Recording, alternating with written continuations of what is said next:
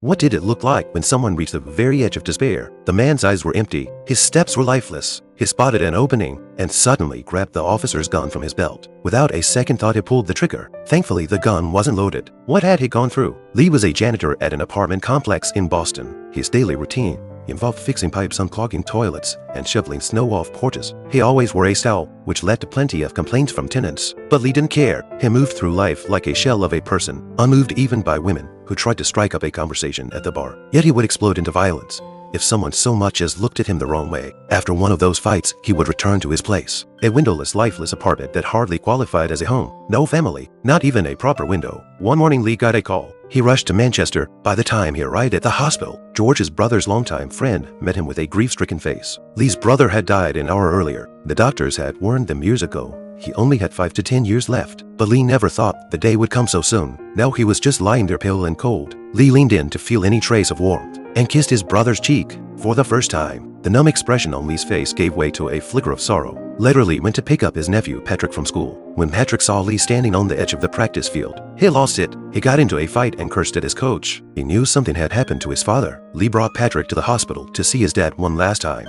Patrick only took one glance before walking out. For a 16-year-old, it was all too much. Not long after, Lee and Patrick met with a lawyer to go over the will. While Patrick sat Saturday in the hallway playing on his phone, Lee was stunned by what he heard. His brother had named him as Patrick's legal guardian. Lee couldn't understand it. Why would his brother choose him? He had failed to take care of his own children. He could barely take care of himself now. Outside the lawyer's office, Lee and Patrick got into an argument. Lee wanted to sell his brother's fishing boat and move Patrick to Boston, but Patrick refused. When they went to check on the boat, George told them the engine was barely hanging on. That only made Lee more determined to sell it. Patrick, however, was completely against it. George offered that if Lee moved to Boston, Patrick could stay with him on weekends when he came back to town. Lee asked, "Do you want to be Patrick's guardian?" George shook his head. "I've got too many kids of my own, I can't." Soon the day of the funeral arrived. Patrick was busy greeting relatives and friends. Lee stood alone in a corner, looking like he didn't belong.